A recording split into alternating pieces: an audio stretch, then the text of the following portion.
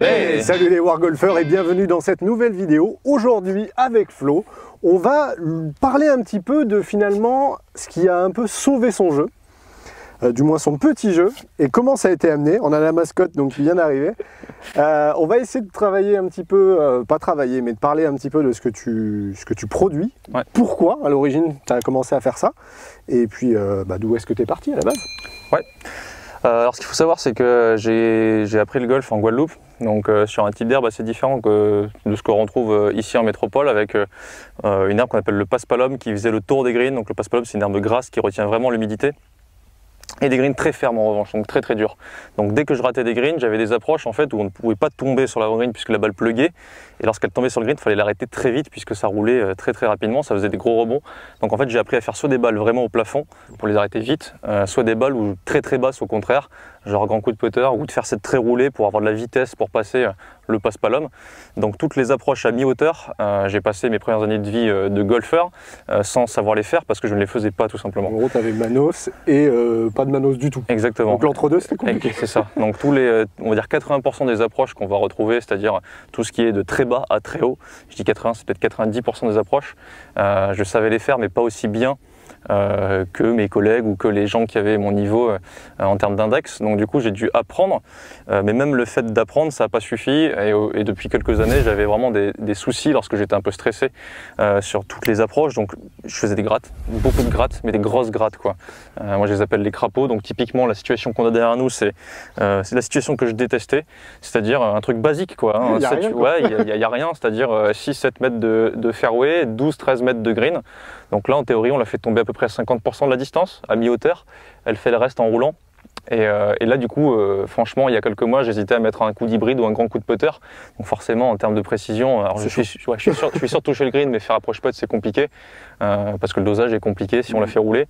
Et faire une approche levée, il n'y a aucune utilité. Et la faire tomber loin, forcément, c'est plus difficile que la faire tomber un peu plus proche. C'est ça. Donc ce type d'approche classique, je sais la faire, mais du coup, avec le stress, j'avais tendance en compétition, dès que le lie n'était pas très bon, un peu gras, à faire des grosses grattes. Voilà, donc là, le lie gras, ça tombe bien. Et du coup, ce que j'ai changé, c'est tout simplement que j'ai mis mes mains dans le sens inverse, c'est-à-dire que j'ai pris un grip inversé. Okay. Ça m'est venu en compétition il y a quelques semaines, où le matin d'une compétition au chipping green, j'ai cette idée dans ma tête qui me traverse l'esprit parce que je faisais que des grattes depuis 2-3 semaines, des hips quoi, ça devenait mental. Et au chipping green, j'en fais une. Elle sort très très bien et là je me dis il y a un truc qui me plaît, puis 2, puis 3, puis 4 et puis je voyais que j'arrivais vraiment à varier les hauteurs sans trop savoir techniquement pourquoi, sans m'être penché dessus. Donc j'ai continué, ça a tenu sous stress et après du coup j'ai eu cette réflexion de savoir pourquoi et c'est ce qu'on va expliquer maintenant. Voilà. Ok, il y a un joueur assez connu d'ailleurs qui fait souvent ça d'ailleurs. Ouais, un joueur français, Mathieu Pavon. Exactement. Qui est sur le circuit européen et lui pareil, des problèmes aux approches, il a grippé en inversé, j'avais essayé quelques années, ça n'avait pas fonctionné. Et là ça fonctionne bien, j'ai eu aussi une période où je jouais à une main mais bon, c'était un peu bizarre quand les gens me regardaient. Tu as un vlog là-dessus. Ouais. Donc allez voir sur sa chaîne Peace and Golf aussi. Ouais voilà, je fais un vlog à une main. Mais là du coup je chip en inversé et c'est pas mal du tout. Je vais remettre un plan de face comme ça vous verrez un petit peu ce qui se passe. Hop là. Donc je vais juste vous en faire une, tu me dis quand c'est bon. Hop. Tac. Je me mets pile dans l'axe des pieds, comme ça nous donnera une vague idée de comment tu t'y prends. Ok. C'est bon? Ouais. Je vais descendre un peu le cadre. Impeccable. Allez, c'est parti.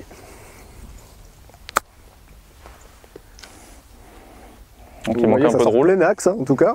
Ouais, je peux en refaire une parce que celle-là elle n'est pas assez forte, mais le green ne roule pas assez. Oh, belle compression de balle. Ah bah il en manque toujours, mais bon, au moins le contact est là. Exactement la même, un tout petit peu plus à gauche. Le contact est là. Du coup, pour faire simple, Chris, rapproche-toi. Hein. On va laisser celui-là de côté.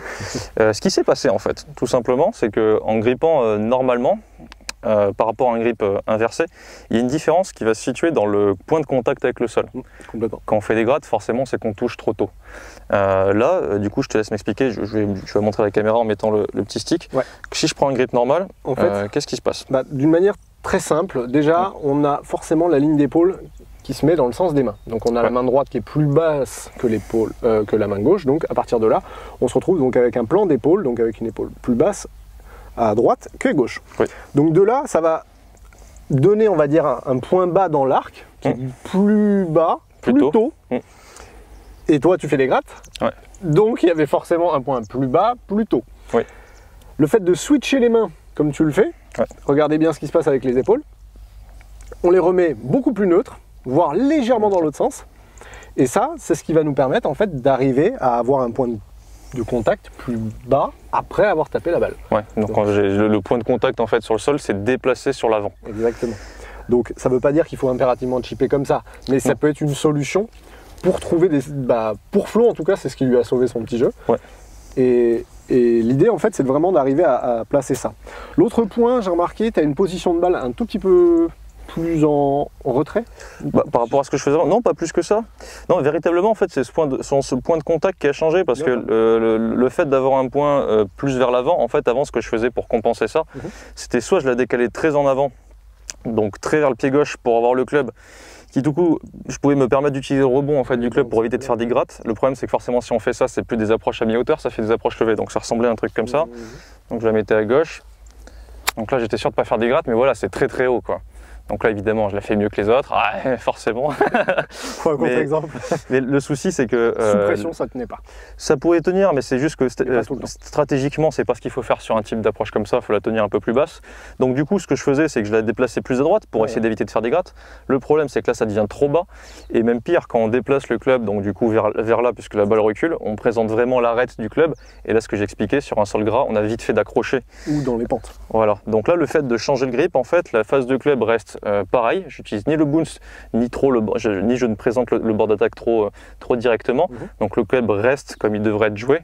Mais par contre, le point de contact se déplace un peu vers l'avant. Et donc ça fait quand même pas mal la différence, quoi. Par contre, j'ai regardé, dans ce fonctionnement-là, tu arrives à tout faire. C'est ça qui est intéressant. Même en utilisant pas trop les manos, tu arrives à mettre des balles hautes, des balles basses et des balles intermédiaires. Alors qu'avant, effectivement, j'avais un jeu avec pas mal de mains, je les utilisais plus ou moins, donc je changeais plus on va dire, ma dynamique que ma statique. Là, je garde un geste qui est le même en fait, et du coup, ça en vient au second point. Avec les mains en grip normale, j'utilisais beaucoup, puisque là, quand on est ici, le poignet gauche, il est vite, enfin, il n'est pas comme ça, il est vite, comment dire, la main droite prend un peu le dessus. Donc, c'est-à-dire que le club a beaucoup de possibilités de circuler. Si jamais je suis là, en fait, directement, la position, on la voit, ça bloque complètement le poignet gauche. C'est ce que les gens font pour le putting lorsqu'ils prennent un grip inversé, c'est pour éviter de mettre des coups de main. Là, c'est le même principe en fait, avec le grip inversé, directement ça verrouille, du coup j'utilise beaucoup plus le corps. Donc j'ai moins de possibilités dans la dynamique, mais du coup je change uniquement la statique. C'est ça. Et puis en fait ce qui est intéressant, c'est que du coup tu as moins de variations aussi d'orientation de phase de club. Moins de variations d'orientation, ça part plus dans l'axe. Et puis à partir du moment où en fait les contacts sont bons, avec le même geste, on change juste la position de la balle, on pourra le montrer avec l'iPad, et l'orientation du club que j'ouvre plus ou moins pour faire toutes les trajectoires qui me manquaient, c'est-à-dire de là jusqu'à là, quoi. Tu ne changes pas ta perception on va dire en termes de gestuel. Non. Par contre, tu ne changes que l'organisation. Donc finalement, c'est nettement plus simple pour toi parce qu'en gros, tu arrives, tu fais bon, ok, j'ai besoin de quoi, je fais quoi. Alors, ok, je veux qu'elle monte en l'air, très bien, je mets la face comme ça. La balle ici, voilà. C'est-à-dire que j'ai moins de... à partir du moment où on a un bon contact, de toute façon, ça aide à varier plus facilement. Après, je peux essayer de changer un petit peu quelques petits... en laisser passer la tête de club un peu plus et tout. D'ailleurs, les deux premières, j'ai fait une toute petite différence à ce niveau-là. J'ai agressé, on va dire, un peu plus la seconde, sachant que je ne fais plus de grade. Du coup, je peux me permettre maintenant d'aller chipper en prenant le sol et de la faire sortir à jaillir un peu plus vite. Mais voilà, après ça fonctionne pour moi, mais ça ne veut pas dire que tout le monde doit essayer à chipper en inversé. Mais ça peut être un bon truc pour tous ceux qui ont des problèmes de contact et qui justement ont des mains trop actives, n'utilisent pas assez le corps lorsqu'ils tournent, contactent le sol avant, comme ce que je faisais tout simplement. Dans le même principe que le grip en inversé au putting, c'est pas la norme, mais vu que c'est un petit geste en soi, si c'était pour swinger en plein swing, là par contre ça amènerait pas mal de petits soucis, bien qu'il y en ait qui le fassent. Des gros changements. Là on reste sur un petit geste, donc finalement je pense pas que c'est une énorme incidence. D'ailleurs les golfeurs quand ils débutent, généralement ils mettent les mains en inversé, ils sont plus à l'aise comme ça. Et parfois ça fonctionne bien dès le début. Et bêtement en tant que prof de golf, quand je commençais, je les mettais directement en grip normal. Et là ils commencent à avoir des problèmes de contact et ils me regardent avec des gros yeux. Finalement, c'est ça. Finalement aujourd'hui en faisant ça, peut-être que je m'y reprendrai à 2 fois. Je réfléchirai à 2 fois avant de changer ça. Voilà. Bon après pour donner c'est un cas à part, mais Dominique. Je sais pas si tu l'as connu. Oui, à Bordeaux-Lac. C'est quasiment scratch, alors qu'il a le grip. C'est pas quasiment, il a été scratch. Il a été scratch, voilà. Après, un autre exemple, moi j'en ai deux autres. Il y a un pro réunionnais qui est -3 d'index, qui était aussi en grip en inversé tout le temps, hein, pendant plein soigne, comme Dominique. Et encore un autre que je connais qui est canadien, qui est Callum Davidson, je me rappelle son nom, pro sur l'Alps Tour. Donc l'année dernière, je l'ai croisé sur pas mal de tournois. Ça joue. Et puis il jouait surtout très très bien, il passait tous les cuts avec des -3, -4. Alors il n'a pas terminé dans le top 5 à la fin de l'année, mais vraiment un swing très particulier. Du coup, avec un grip inversé, il a dû mettre beaucoup de compensation, il swingait un peu comme John Daly.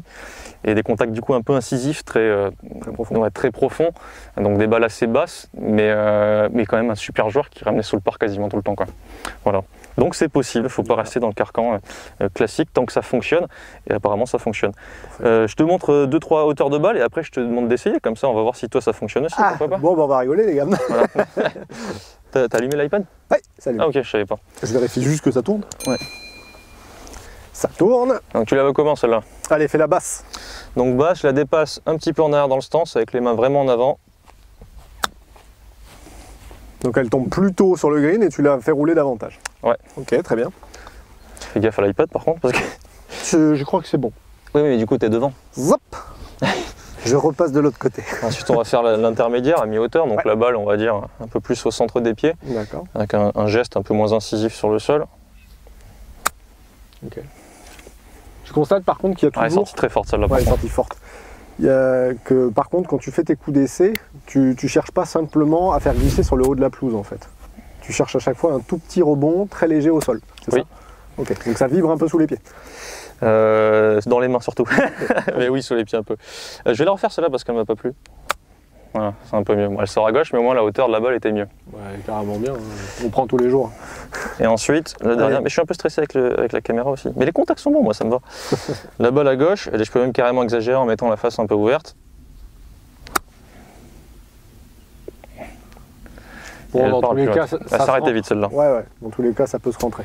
Bah, en fait, voilà, c'est surtout qu'à partir du moment, avant, j'avais une exigence quand je grattais, ça me faisait tellement chier, pour ainsi dire, la mettre sur le green, c'était déjà bien.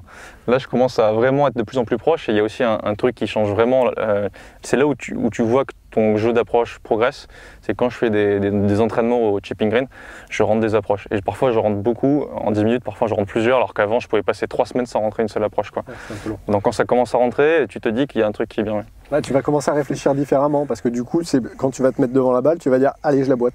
Bah ouais, et puis même je suis content de rater les greens maintenant. Alors qu'avant, je savais que green raté égale bogey.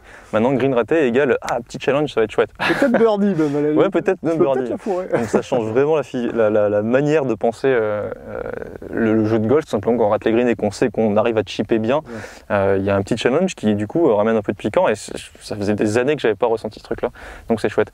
T'essayes? Je vais chercher les balles. Allez, déjà on va devoir s'adapter à ça. Alors du coup, on a dit grip inversé. Alors mon feedback à moi, ça dit quoi? Ouais, pas évident quand même. Les premières sensations, je vois exactement de quoi tu parles. Hein. Bah, en fait, les premières sensations que j'avais eues... Attends, je vais attendre de me mettre plus proche pour être sûr, mais... Les sensations, moi j'avais sorti les balles bien, mais par contre j'avais trouvé ça vraiment bizarre. Musculairement, on n'est pas habitué, quoi. Ah oui, complètement. Mais par contre, tu vas être surpris, je pense, de la sortie de la balle. Et dans la foulée, au bout de, je sais pas, 2-3 semaines d'entraînement avec, ça va te sembler naturel. Et à partir de ce moment-là, bah, du coup, c'est un plaisir. Je sais pas que tu vas devoir chipper comme ça, puisque tu chippes bien déjà de base, mais... Donc, un petit peu plus vers l'arrière des pieds, t'as dit? Même pas besoin. Hein. Même pas? Même Milieu. pas. Ouais. Milieu, et on fait toujours chercher à faire glisser le club, c'est ça? D'accord. Oh, elle a eu un kick bizarre, mais par contre, elle est parfaite. Oui, carrément. J'ai vu que tu l'as mise bien sur un petit idée de peur de la machin, mais t'inquiète, regarde, tu la mets normale, tu vas voir. Bon, du coup, vu que la balle est un peu plus basse, je vais quand même sécuriser en mettant la balle un peu plus vers le pied arrière.